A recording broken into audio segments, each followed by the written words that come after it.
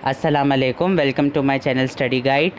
आज का हमारा टॉपिक बायो में से है, जो ज़ुओलॉजी या आप कह सकते हैं न्यूरोलॉजी न्यूरो साइंसेस में से है। ये टॉपिक हमने आज सिलेक्ट किया है नर्वस डिसऑर्डर्स के ऊपर, और ये बड़ा ही अहम टॉपिक है एग्ज़ाम के लिहाज से भी, इसके अलावा मेडिकल एंट्रेंस टेस्ट के लिहाज से भी, इंटरमीडिएट एग्ज़ाम्स के लिहाज से भी, क्योंकि नॉन रीजनिंग दोनों में पूछा जाता है। मोस्ट इम्पॉर्टेंट क्वेश्चन है।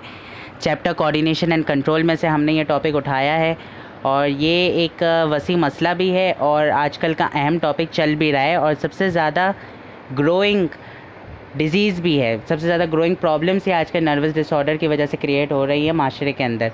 तो हम इसके बारे में आज पढ़ेंगे कि ये 3 डिसऑर्डर कौन सी होती है। ये 3 डिसऑर्डर जो है, जो हम इससे रिलेटेड पढ़ने वाले हैं, वो है पार्किंसंस, इसके अलावा एपिलेप्सी जिसे मर्गी के दौरे कहा जाता है उर्दू के अंदर, और तीसरा है अल्ज़ाइमर, भूलने की जो बीमारी है, जो आजकल बेशतर लोगों में पाई जाती है, बुढ़ापे में भी, यंग बच्चों के अंदर भी, और ये सिर्फ़ और सिर्फ ब्रेन सेल्स और नर्व्स डिसऑर्डर की वजह से पेश आती है। ये तीनों बीमारियां उससे रिलेटेड है। जो हमारी ब्रेन सेल्स होती है, जब ये वीक हो जाती है या डीजेनरेट हो जाती है तो ये मर जाती हैं, टूट जाती हैं। ठीक है, ये ऐसा क्यों होता है? जब हम अपने ब्रेन सेल्स का ख्याल नहीं रखते, जब हम उसे अनहेल्दी कर देते हैं, हम उसे हेल्दी नहीं रखते। आपको पता है दिमाग की सेल्स और नर्व्स के लिए उसकी नशनुमा बहुत ज़रूरी होती है। नशनुमा किससे से मिलती है? अच्छी नींद से मिलती है, अच्छे दिमाग से मिलती है, अच्छी सोच से मिलती है, मेंटल पीस से मिलती है। इसके अलावा अच्छे खाने ग़िज़ा की बदौलत मिलती है, अच्छे माशरे से मिलती है, इन्वायरमेंट से मिलती है, लेस स्ट्रेस से मिलती है। तो जब बंदा 50 से 60 साल का हो जाता है, हमारे साउथ एशियन कंट्रीज़ में ज़्यादातर आम है कि बंदे के ऊपर बहुत मुसीबतें आ जाती हैं, इन्फ्लेशन की वजह से, महंगाई की वजह से, किफ़ालत ख्वारी की वजह से, तो ये वाली डिज़ीज़ आना शुरू हो जाती है, जिसे पार्किंसन कहा जाता है। पार्किंसन डिज़ीज़ के कुछ सिम्टम्स होते हैं। ठीक है, ये सिम्टम्स हैं, डॉक्टर तशख़ीस करता है, उसको पता चलता है कि बंदे को पार्किंसन है। ठीक है, कैसे होता क्या है कि इनिशियल स्टेज जब होती है ना, जो शुरू की स्टेज होती है, इनिशियल स्टेज होती है, इसमें क्या होता है कि बंदे के हाथ में, बाजुओं में, कलाइयों में, पैर में, चाहे वो लेफ़्ट साइड का हो या राइट साइड का हो, ट्रेमर बनना शुरू हो जाता है। ट्रेमर, ठीक है, ट्रेमर एक मेडिकल कंडीशन होती है, TREMOUR। ठीक है, ये इसका लिटरेरी मीनिंग है। ट्रेमर का क्या मतलब होता है? एकदम से बल पड़ जाना। ठीक है, यानी नस पे नस चढ़ जाना, बल पड़ जाना। ये किस वजह से होता है? जब आपके ब्रेन सेल जो होते हैं वो सही काम नहीं कर रहे होते हैं, या वो सही हाइड्रेट नहीं होते हैं, उन्हें सही पानी नहीं फराहम हो रहा होता, तो वो ब्रेन सेल जो है वो इनएक्टिव होना शुरू हो जाते हैं, स्लीपिंग कंडीशन में आना शुरू हो जाते हैं, जिस वजह से आपके बॉडी में जितनी भी नर्व्स मौजूद हैं, उनमें जो खून की सप्लाई होती है वो बफ़र हो के जा रही होती। बफ़र का मतलब क्या होता है? लोडिंग हो के जा रही होती है। ठीक है, तो लोडिंग होने की वजह से क्या होता है? जब जब खून रुकता है तब तक आपको जो है वो बल, एक शॉक, एक अजीब सा एक एहसास होता है, जिसमें आपको ऐसा लगता है जैसे कोई सुई चुभ रही हो, या फिर ऐसा लगने लगता है कि आपके हाथ को किसी ने ज़ोर से मरोड़ दिया हो, मसल पेन उठ रहा हो, तो इसे ट्रिमर कहा जाता है। ठीक है, शुरू में तो ऐसा होने लगता है। उसके बाद जो दायां और बायां दोनों हाथ जो होते हैं आपकी बॉडी के, दोनों साइड बल के जो आपकी बॉडी के होते हैं, वो इससे अफेक्ट होना शुरू हो जाते हैं। इसके बाद आपकी बॉडी बहुत ज़्यादा पेन का शिकार हो जाती है, यानी आपकी बॉडी की हड्डियों में बहुत ज़्यादा वीकनेस हो जाती है और स्टिफ हो जाती है, क्रैकनेस की आवाज़ आने लगती है। आप बैठते हैं और जैसे उठते हैं तो एक ज़ोर का दर्द होता है रीढ़ की हड्डी में। इसके अलावा क्या होता है कि मसल्स की ट्रैम्बलिंग होती है। ट्रैम्बलिंग का क्या मतलब है? कि मसल जो है वो पेन होना शुरू होते हैं। इस वक्त आपका ब्रेन इतना ज़्यादा अफेक्ट तो नहीं हो रहा होता, क्योंकि ब्रेन के जितने भी सेल्स का असरअंदाज है वो तो आपकी मसल्स में नज़र आ रहा होता है। लेकिन जब यही डिज़ीज़ लास्ट स्टेज पे पहुंच जाती है तो बहुत ज़्यादा बुरी कंडीशन हो जाती है, क्योंकि इससे बंदे की जो आवाज़ होती है वो मध्यम पड़ जाती है, उसका वोकल कॉर्ड स्लो पड़ जाता है, और इसके अलावा बंदा जो है वो काफ़ी ज़्यादा हेजिटेशन का शिकार हो जाता है।